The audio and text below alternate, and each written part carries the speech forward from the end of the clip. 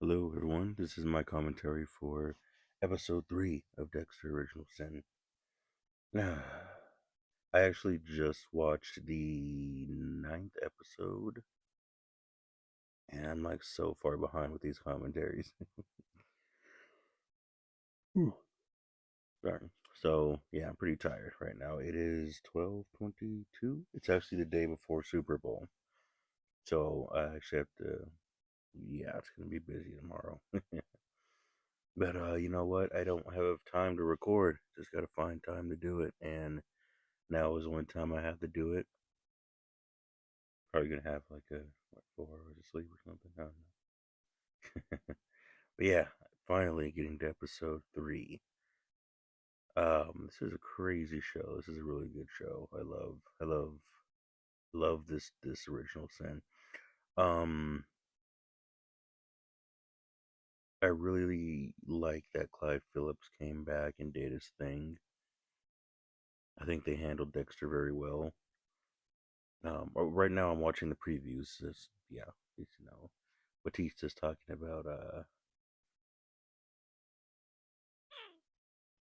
Ferrer. Yeah, at the bar with Dexter. But yeah, and here's the intro. But Clyde Phillips did a great job. I'm glad that they handled the show the way that they did. And I'm really glad that there's a real sense of passion behind this show. You don't really get that too often anymore with TV shows, which is what I hate. Man, I really do hate that. But oh, that red toothpaste that he's brushing his teeth with. I don't know what kind of toothpaste that was. But I remember my dad had that toothpaste. It would just man, it would burn. But yeah, you don't get too many passionate TV shows anymore. Everything just feels so generic and fake. And Dexter was one of those shows that really felt real and authentic, especially for early 2000s. The only shows that I know from the early mid 2000s that felt genuine that I feel hold up to today was Dexter, a TV show called Heroes, Dexter, and Miami Vice, and Nip Tuck. Which I always felt like Nip Tuck and Dexter had similar vibes or energy. All right, so the captain of Miami Metro. I really wonder where Matthews is. Okay, so now he says Thursday at 7 a.m. is last time.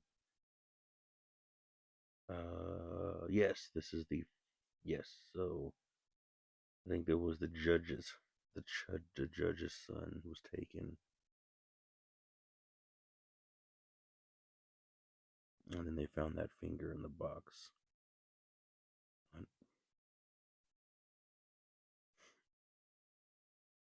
And, yeah, this guy did a great. Of course, he always did a great job playing Dexter, but like, I wonder where Detective Matthews is. No, I'm sorry. Yes, well, Captain Matthews. I really wonder where Captain Matthews is. And I remember uh Harry was talking about losing his partner at one point in season 1, and he talked about Davy Sanchez. So I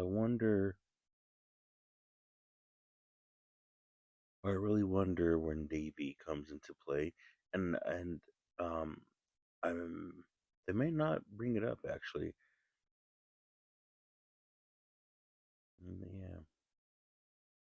One thing I'm curious about this show is if like they end up doing a twist and they're like, okay, so if we decide to do more of Dexter Original Sin, it's gonna be an alternate universe of Dexter. So we're gonna basically serve it as like a reboot So that way we have more freedom to do whatever we want to. Like I'm curious to see if they're gonna do that. So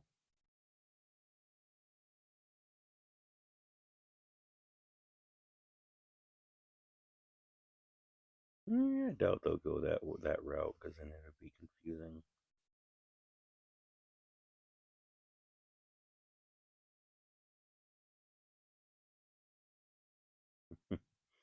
Man, I just can't get over their attire. Yeah, so it's strange that I wonder how did Deb become head of the volleyball team? If no one really likes her, how did she get voted, or how did she get that position? They probably mentioned it. Probably mentioned it at some point. I just missed it. Here's teenagers being teenagers. Yeah, being a teenager back in these days, or being young back in these days, I don't know. Life was just so fluid. Just hey, let's get into some trouble. All right, but things weren't so lingered on. Back then, you just were kids. You did stupid things, and people understood that you did stupid things when you were young, and you just kind of did the best you could, and you moved on. But like nowadays, certain things are just completely let go or not paid attention to that need attention, or is there certain behaviors and people are like, oh, that's normal. And it's like, no, no, no, hold up, that's not normal, you know, or this is not supposed to be seen as a good thing, But anyway, talking too much about the teenager stuff. Now, in this scene, yeah, there's a dude in the wheelchair. He pops up quite often. Oh, and here's Batista meeting LaGuerta, respectfully taking his head off, and them, yeah, him flirting with her. It's interesting to really look through the past, look at the lens of the past, and you see how LaGuerta and Batista meet each other, and just to think that oh, we know that in their future they end up marrying each other. They end up, well, I don't know if I can actually spoil that. Well, I already did. But we already know that in the future, they're married and they have their whole relationship thing going on. And so it's like, okay. But then, like, when you see how they first meet, it's like, oh, there was no chemistry there. There was nothing there. And you never know how the future is going to evolve. You never know how the future is going to evolve and, what kind of relationships you're going to grow, you're going to have with people, what people are going to mean to you. You just never know. And it's amazing just to see how it begins when how it ends with their relationship, or where it ends where it ends up being what it ends up being you know and then here's Matthews, or Captain Spencer, trying to put her in her place. I always saw this scene as like a sexism, but him doing a good job with hiding it. Detective Captain.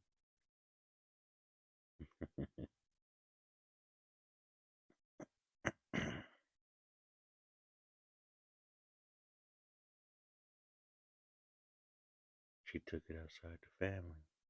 Yeah, cops. Yeah, cops. They got to be a family out here, which it's kind of weird to say that because you have a lot of. It's weird to hear that. Batista talking about, but cops being together is like a brotherhood, and then being like a family, you have each other's back, and it's like it feels weird because there's gang members that do that, so it's like gang members and the police have that thing in common where they have that sense of brotherhood and looking out for one another and looking out for each other. So that's like a weird even playing ground between the two I guess factions you would call them. So that's interesting. But at the same time, one side has certain privileges or strings than the other, and so something goes wrong. It's like, oh, time to arrest you. Time to plant some evidence, or go to jail for doing the wrong thing. Right. So we have a new family member, La Guerta. So got to keep an eye on her. Tony Ferrer. I love Tony Ferrer. Oh wait, I think I missed his date of birth. I think it was June, or was it? So he's either what, Cancer or a Scorpio. I don't think they're gonna show the paper again. But I really liked Tony Ferrer. I like the actor that played this guy. Beautiful suburban neighborhoods right here. A beautiful neighborhood. They did a really good job with finding homes, houses, which could be studios, but just I guess they did a good job with the neighborhood also wherever they filmed this. I know one of the exteriors was at a high school.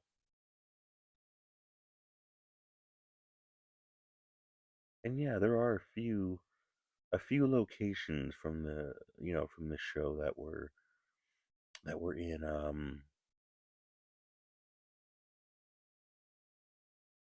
like the OG Dexter. Like there was one when there was like a beach scene.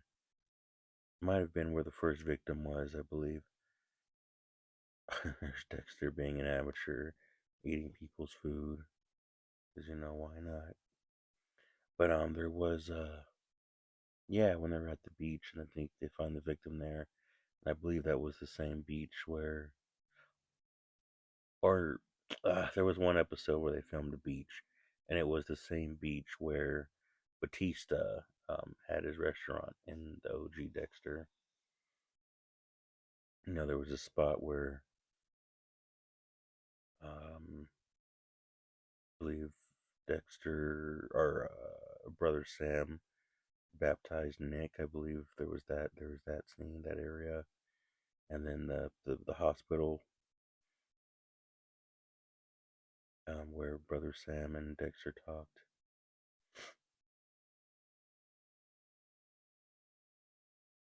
Dexter being as dark as he is, I like that he's nice to animals, and they just don't even bring up the whole dog thing.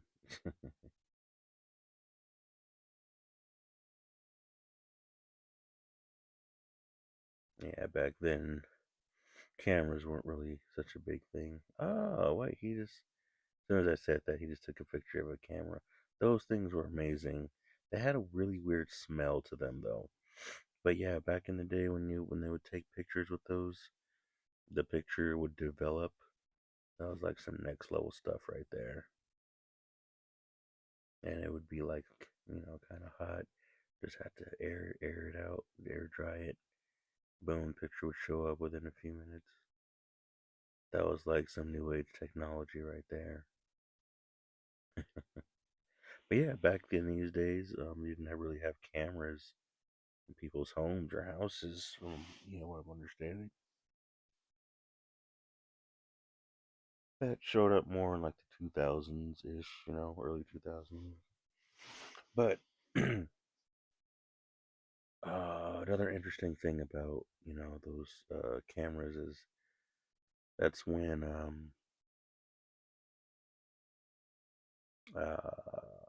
there was a scare in technology, when it was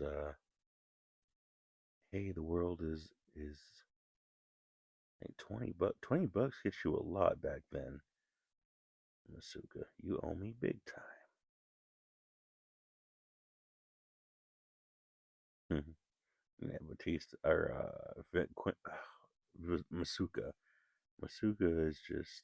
I like how Masuka's always putting Dexter in check and reminding Dexter, "Hey, I'm above you." Mm.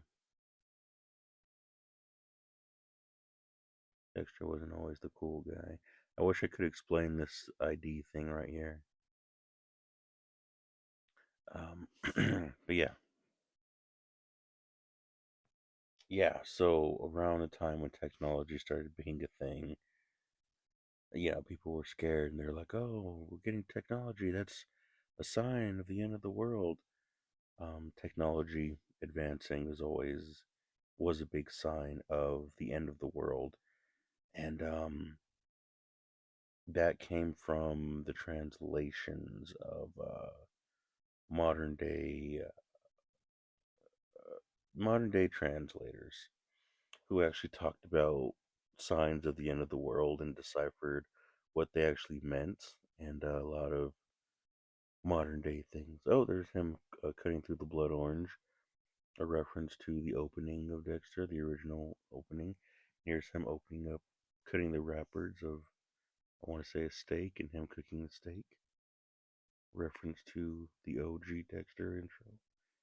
And he is, same with the egg, doing his morning routine. I wonder if that's morning routine. Curious if that's like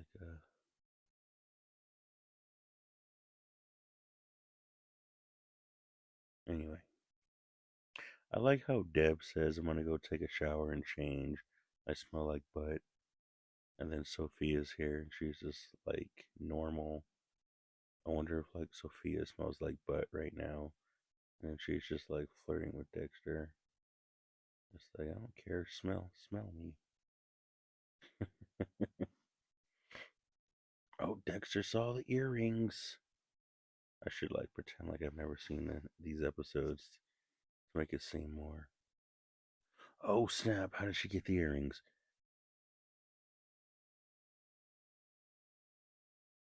Come on, Dexter. Just. Oh, I thought he was gonna kiss her.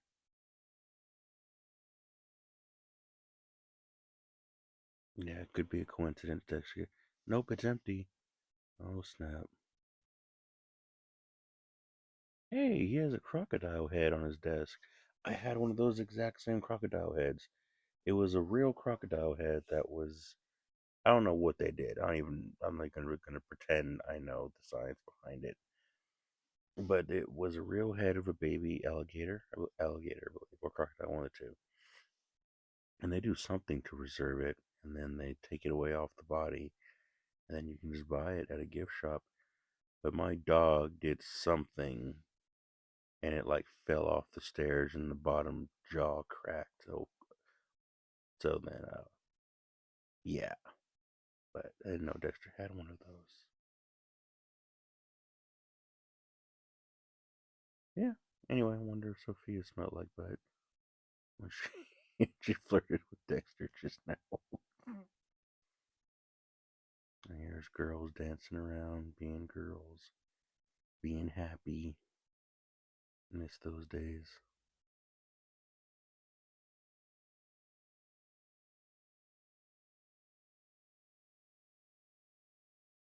She's just staring at Dexter. Kind of a, I don't know if I can call it a red flag, but I don't know. I don't know. People are people. Their personalities are what they are. But like, Sophia seems a bit like intense and not in a good way.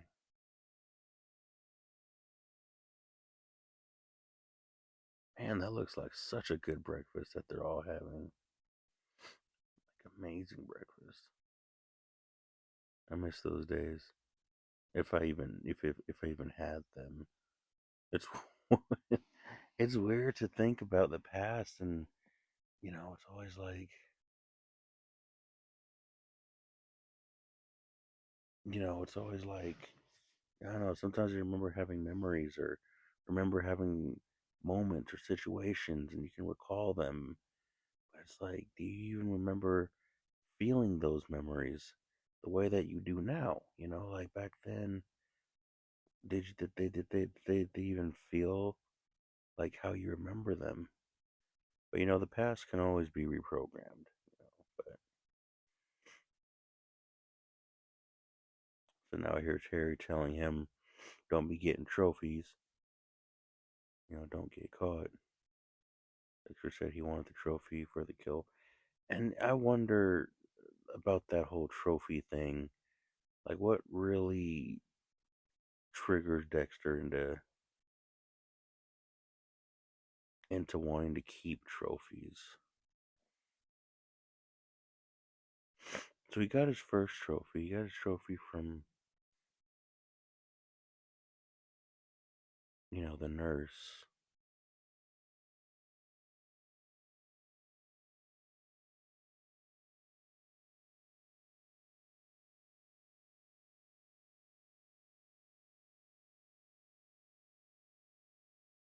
One thing I do like though, well, okay, I guess I can talk about that at the end of this episode or the next episode.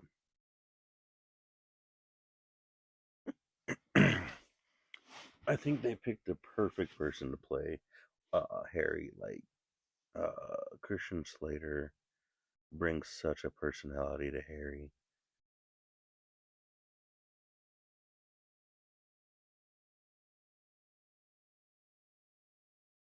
I love how Dexter can just experience a situation and then move on. It's one of the things about being crazy is you can do that. Well, I guess his level of crazy.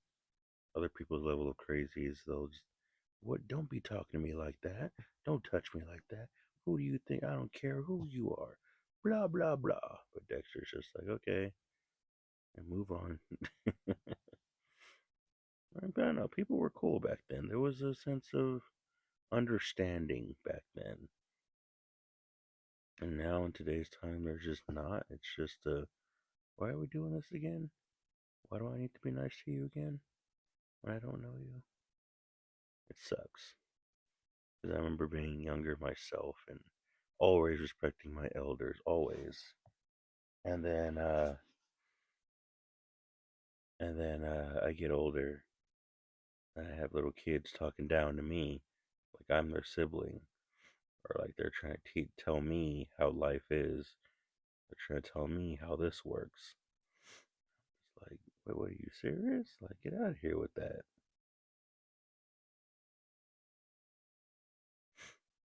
Oh, wow.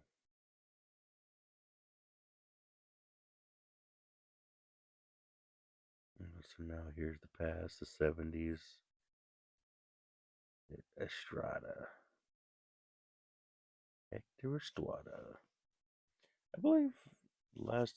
I believe Hector Estrada was in episode season 7.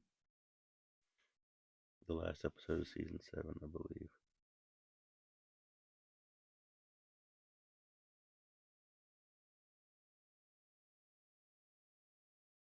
Yeah, it's nice.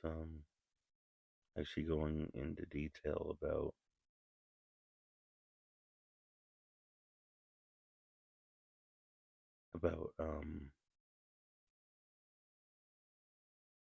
about the show. Or, oof, I think I'm getting tired again. I'm starting to say random things. Uh-oh.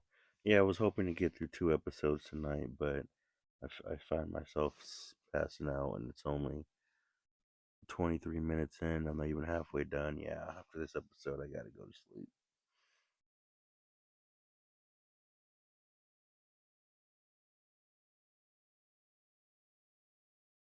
Dang, I wish I brought a drink.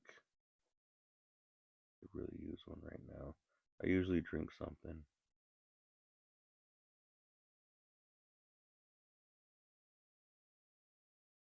Here's Dexter talking with Ferrer.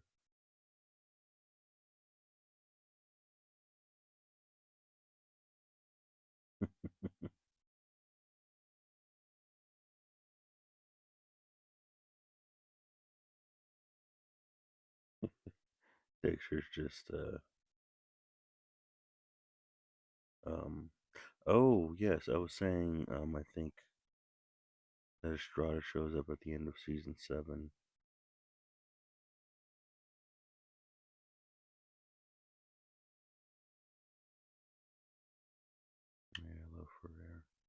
So this part right here, when Ferrero's gonna get up and leave, and Dexter's like, "Wait, hold on," and he sits down. He's like, "How did I keep score?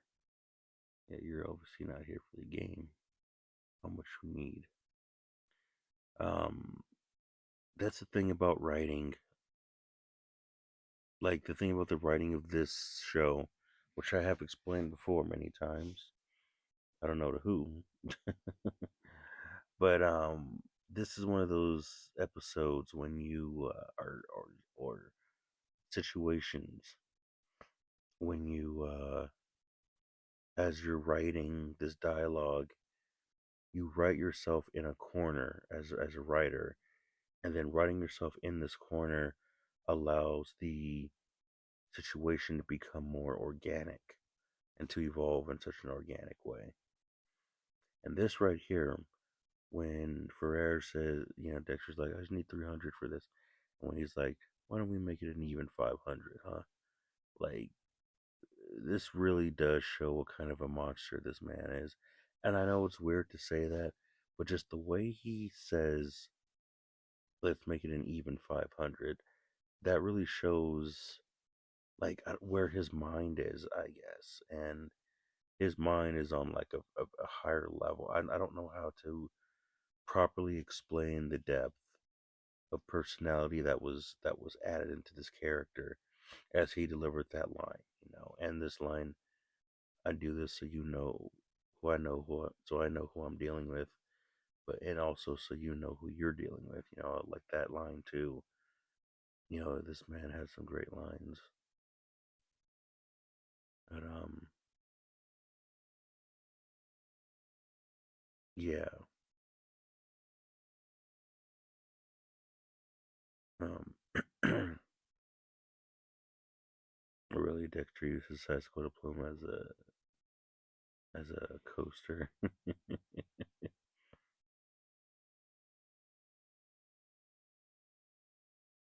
Here's Dexter lying. I was hoping that we would get Rita, but dang it, I want to go get something to drink, but I know I can't. I don't know what I'm gonna miss, and I can't just pause this recording, so it'll just be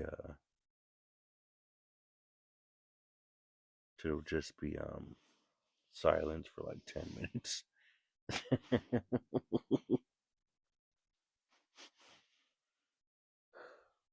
Zodiacs. Really? Sag as in Sagittarius is spelled with two G's, huh?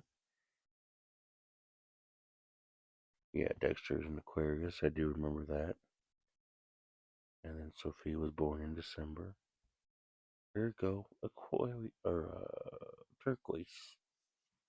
I don't know if. Oh well, I assume she's a Capricorn then. Is so if Deb says that she's a Sagittarius, and then she says that Sophia was born in December, yeah, then why wouldn't Deb just say she's a Sagittarius like me? Some Sagittarius is Sagittarii. Alright, born half in the between space of November and December.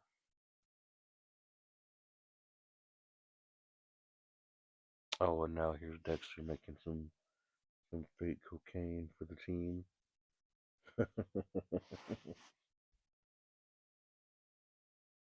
Yeah, I love the levels that the show goes. It really does. It does a good job.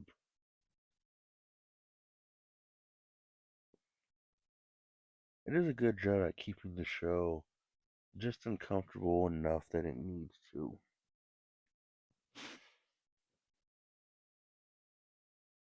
More caffeine. Yeah, just pump that up. This dude making fake cocaine. The lab geek.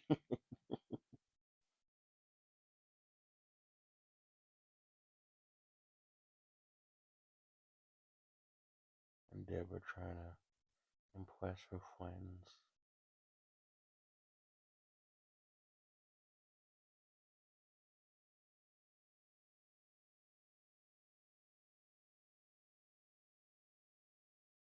Sergeant Morgan. Wait a minute. So who's the lieutenant? Captain Spencer? Who's. I guess it doesn't really matter. Change with the times or become obsolete.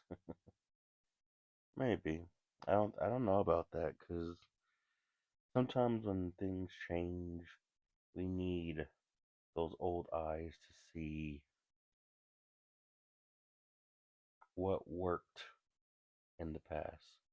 So when changes do ensue, we should remember what did work for us, before we start getting rid of things.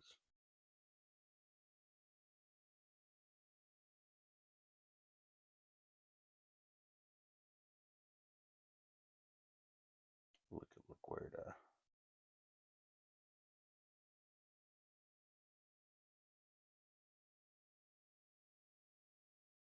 I like LaGuardia. I like I like how they presented LaGuardia's character. Because when you know that she had to do some crazy stuff in her career to get to a certain point, you're like, oh wow, LaGuardia's wow. But then like when you see this LaGuardia in Original Sin, it's like, oh yeah, she's just professional. She's on it.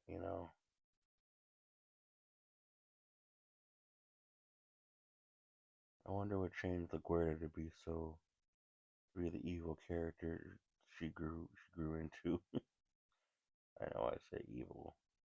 And right now she's just like in this episode when she's introduced, she's all about calling people equal. There's no such thing as people that are like whatever those acronyms were. They were like less than human. And she came in here to change it and say everyone's equal. Then like in the OGs, OG Dexter, she's like, yeah, her priorities are different.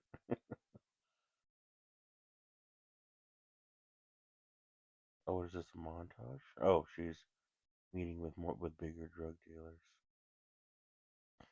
Man, this reminds me of that TV show Weeds. And I'm curious to see if there are some some references or Easter eggs in this show that compare it to Weeds because both shows were Showtime. And, Weeds was a show about a suburban mom who would do some deals and support her two children who were brothers, were boys.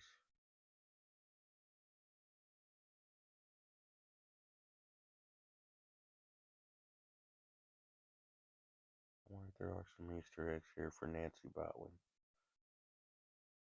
Good show, by the way, Weeds. Aired on Showtime with Dexter.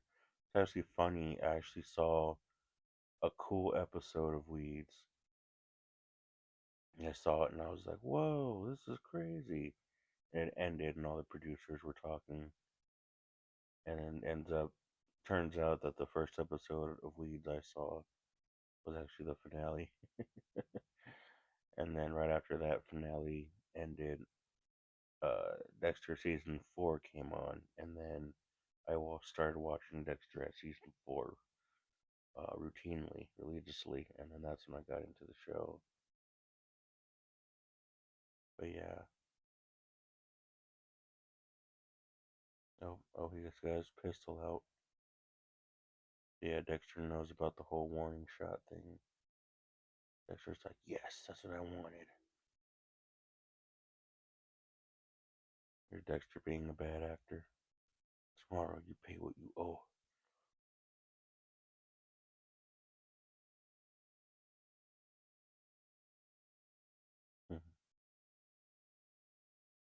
Dexter pretending to be scared. But he got the proof that he needs, right? Got the gunshot, got shot at. Now he just has to take the bullet out and do his thing. Do his thing. Yeah. I wish I could do these commentaries with other people. So, But yeah. Mm.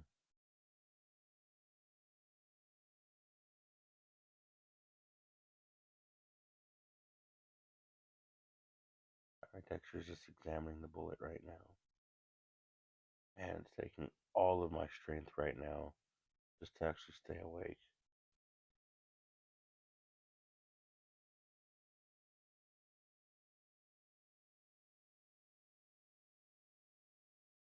You're, you're not qualified for that equipment. Self starter. I love Sarah Michelle Gellar. I remember there being was it Scott Buck? No, Josh Whedon, the director for Avengers: Age of Ultron. I remember he did Buffy the Vampire Slayer, and Julie Benz. I believe she was Dexter's girlfriend, Rita, in the original series. She, I believe Sarah Michelle Gellar originally applied for the part of Buffy, or no, I wish I can remember. I think it was Dexter's girlfriend, Julie Benz, applied to be Buffy, the Vampire Slayer, but Buffy was a teenager, and she and Rita's actress Julie Benz was too old, or she couldn't get away with playing like a 14 or 15-year old. So but she ended up getting her role in both Sarah Michelle Gellar and um oof uh someone the other individual, Julie Benz, yeah. So yeah, Julie Benz and Sarah Michelle Gellar eventually came to play in Buffy the Vampire Slayer together. They have their whole history, and then when Dexter shows up, Julie Benz gets her role, and in a parallel, our girl Sarah Michelle Gellar gets her turn. So it's nice seeing that the two are kind of following the same career paths. Oh, here's Dexter in the park.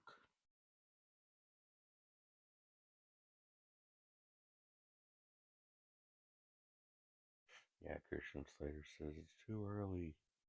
We rushed it. We shouldn't have done this yet.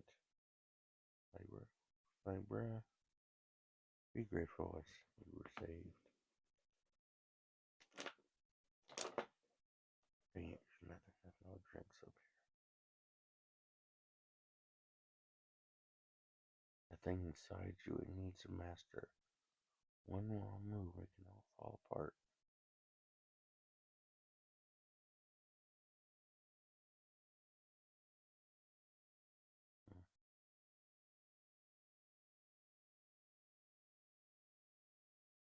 I know she's black, or telling Dexter, giving Dexter fatherly like scolding, but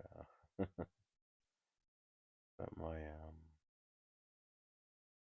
battery's not charged, so I can't extend it too far out to get to the oil properly, or to never mind. Yep, here. Yep, I think I just fell asleep actually. Unfortunately, I don't think I can do this episode.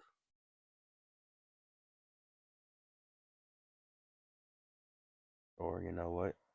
This episode will be slightly off. because I need to go to bed. Alright, so let's see. The episode I'm watching is at 22, 24, 27, 28, 9, 30. Okay, so I'm 1 second off. So, what I can actually do is I can save this audio clip and just keep myself 2 seconds off. Alright, so when it gets to about 41 seconds or so, just so you guys know, the audio and the video may not be fully in sync.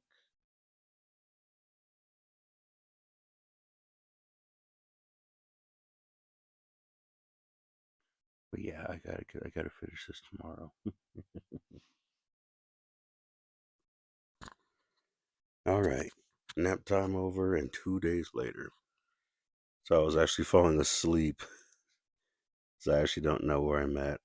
Wow, those are some nice vehicles.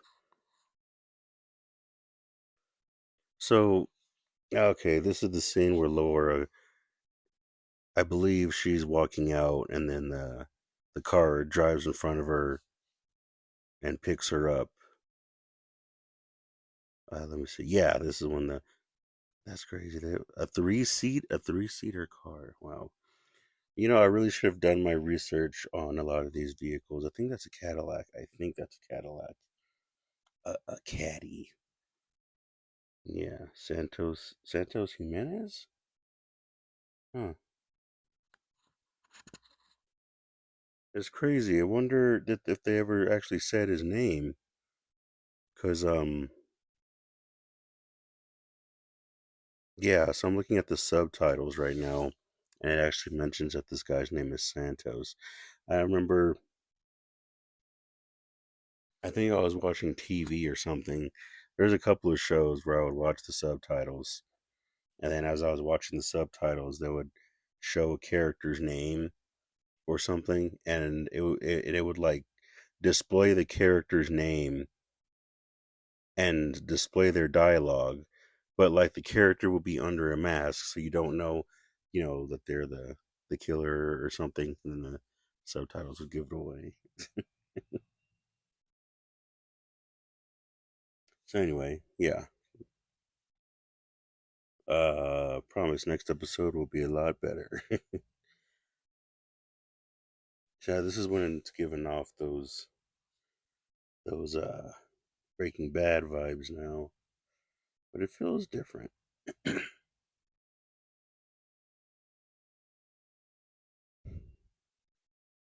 Pigs love a damsel in distress. I think that comes from a superhero complex or whatever they want to call it. But yeah, you know what's funny about these episodes? I've watched them so many times, and I was supposed to have a lot of research done before I did these commentaries for Dexter Original Sin. I usually do, but for this, I didn't. I wanted to just go in blind and just watch it as like a fan. But I think what episode is this actually? I think this is episode 3. I think after this episode, I might change it up to make it more interesting for those who are just listening to the audio.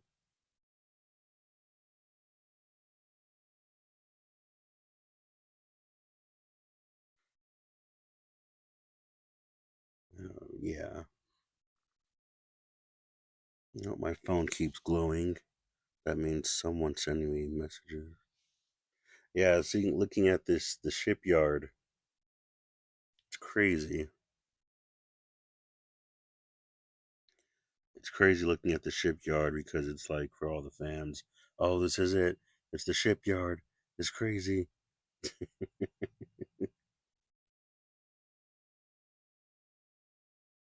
I remember watching it with a buddy, and Every time he saw the shipyard, he was like, "This is the scene. This is the scene." Oh, and here's Sophia and our boy Dexter. I liked Sophia. She was cool.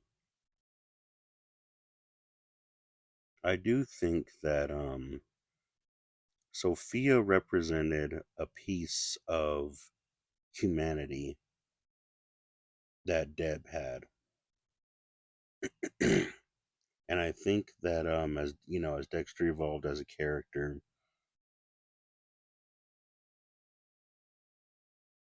wow, Dexter, good at lying.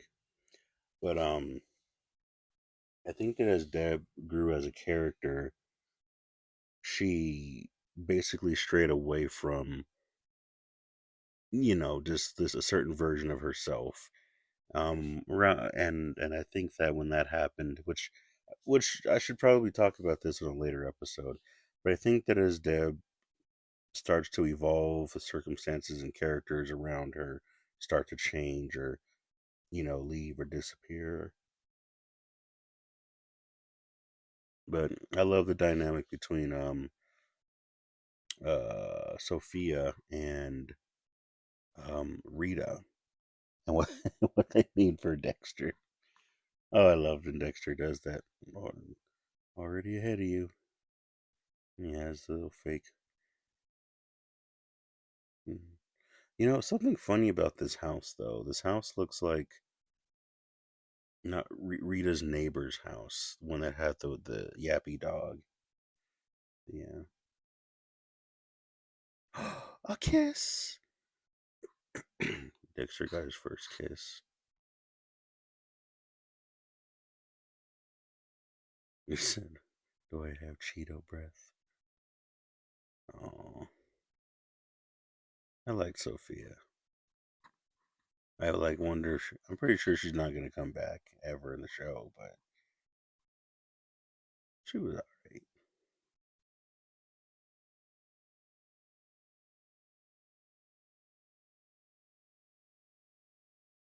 There goes Dexter driving off.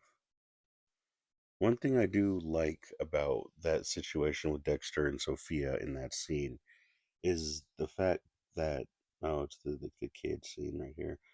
What I really like about that dynamic with the relationship is that Dexter is really honest about his feelings and is very honest about intimate connections and things like that. He doesn't really know how to fake them. So when Sophia does what she does, he's like he doesn't get it. He's like, but you can look at it as, oh, it's because he's messed up in the head or whatever, or because he's a killer. But you can also look at it as a sense of, in a way that's like that it's just more like he's more authentic with how he intimately expresses, and it's not so much that he is unable to be normal or human. It's the fact that he has the ability now to have deeper senses of intimate connections. So now when she does the ritual, the mini ritual of kissing him, he's like, "What is this?" Because that regular human side is what's missing. So because that's not there, it's like there would need to be a deeper thing that would trigger his sense of intimacy. And yeah, that's a small detail that I really or a detail that I really love that the writers did or producers did.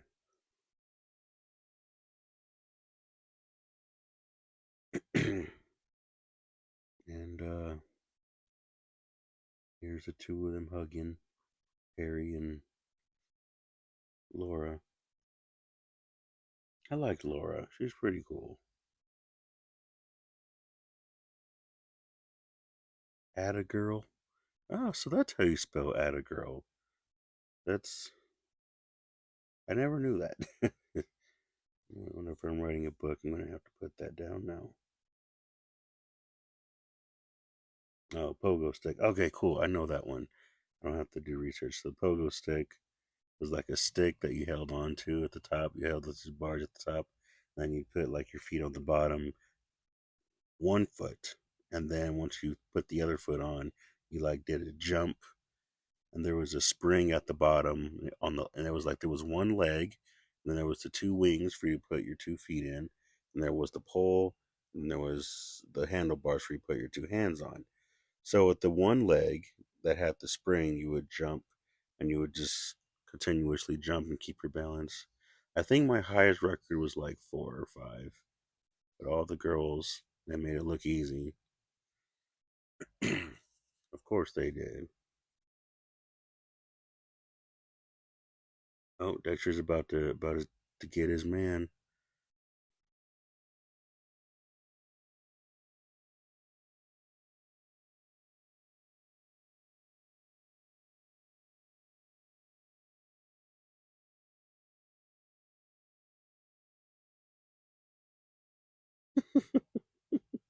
Well, they played this scene.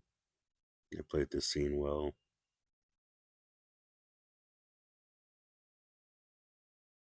I love the details of the room right here around Dexter's lips. I know that's weird to say that, but like there was a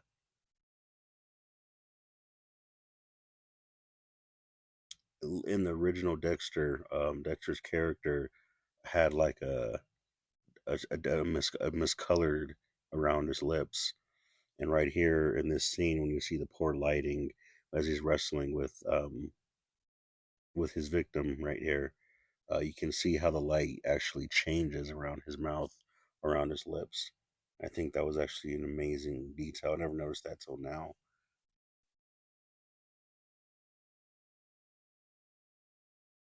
The Crocs, the shoes. Yeah, this scene was crazy. Yeah, you see the blur. It's like, whoa, did he get hit? And then he wakes up.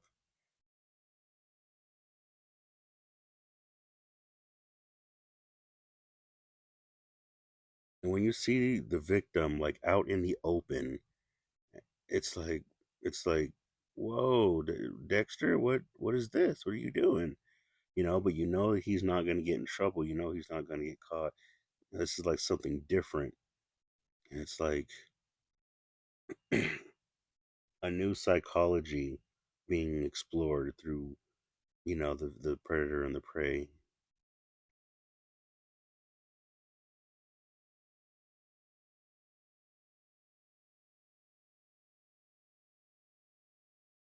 And I like this conversation because it's more like an intimate moment between Dexter and his victim. Why is his name not popping up on the subtitles?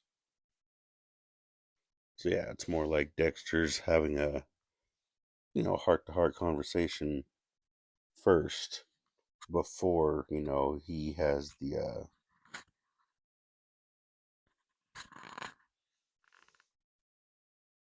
yeah, before he goes into the room of plastic. So it's almost like he probably may have had a chance to get out if he said the right thing. You never know. Tony, that's his name now. So now it shows up.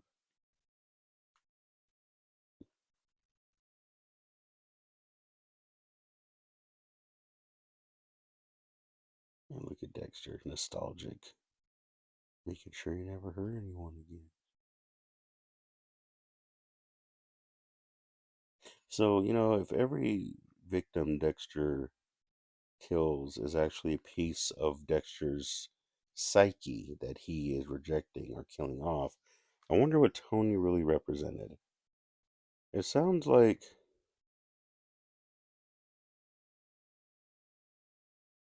it sounds to me like maybe Tony. I. It sounds like maybe Tony would be part of Dexter's mind that would say that would that would maybe, I don't know, if I had to give a fan theory.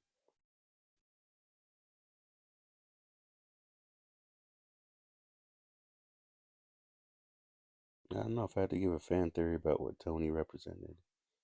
Gosh, that look on his face. That look of nostalgia was just too happy on his face. It had to be like enhanced in some way.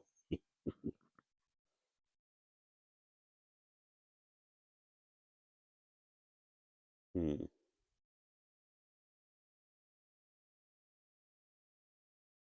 I don't know what handsome Tony Ferrer would represent for Dexter.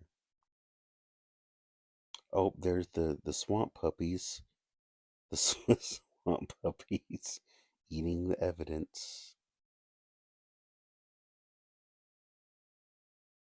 Dexter's first trophies.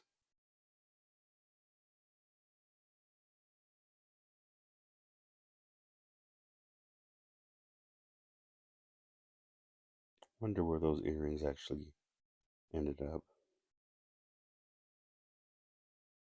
Like that little detail that Dexter still has blood on his shirt as he drove out, showing how sloppy he is.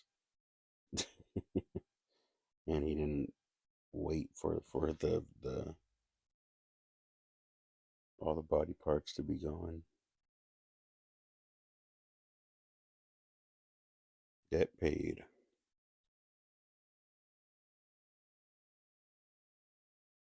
Oh, there's Deb. Deb is cute in this show. I like this Deb. Am I even recording? Yes, it's still going.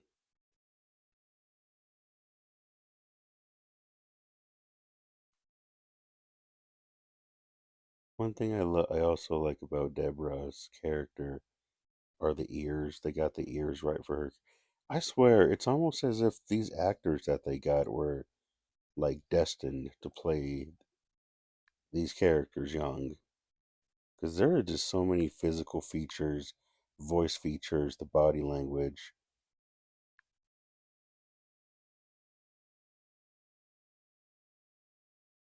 Yeah, it's just a little bit too perfect.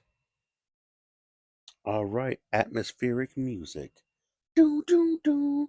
Nee nee nee. Cool. That episode is over. I'm gonna try to make the next episode a lot better. I believe it's episode 5, which I think I may actually have some notes for that one. I had some notes for a few episodes.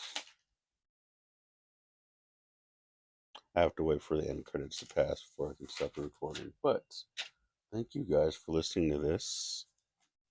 And yeah, stay tuned for the next episode if you're still interested. Have a good night.